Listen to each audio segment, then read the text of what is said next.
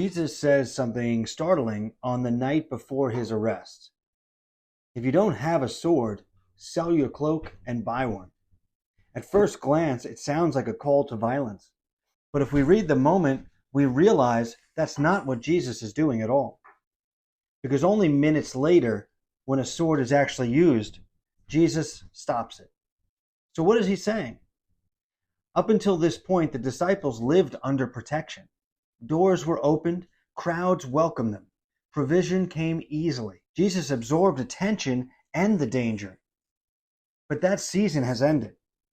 Jesus was preparing them for a world that would no longer be friendly to their faith. The sword wasn't about fighting people, it was about being ready. The cloak mattered. It kept you warm, it was personal, usually kept for a lifetime. It was about comfort. To say, sell your cloak, is to say, follow me will cost you ease. Comfort can no longer be your priority. Naivety can no longer be confused with faith. Jesus was telling them, you are about to be opposed. Be alert, be grounded, and be prepared. This wasn't a call to aggression, it was a call to awareness, a call to maturity. Faith isn't fragile, but it must be rooted. And love isn't passive, but it must be wise. The days ahead would require discernment, endurance, and resolve. This matters for us even today. Many believers are shocked by resistance, surprised by hostility, ultimately unprepared for opposition. But Jesus warned his disciples before the darkness arrived.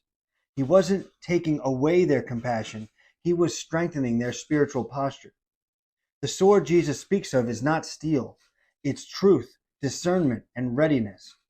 The willingness to stand firm without becoming hard.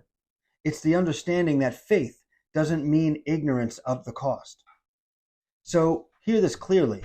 You must love deeply and walk humbly, but do not walk unprepared. Because following Jesus isn't about comfort, it's about commitment. And Lord, prepare my heart for the road ahead. Strip away comfort that dulls my awareness. Give me discernment without fear, strength without pride, and courage rooted in faith. Father, help me stand firm, awake, and faithful. Amen.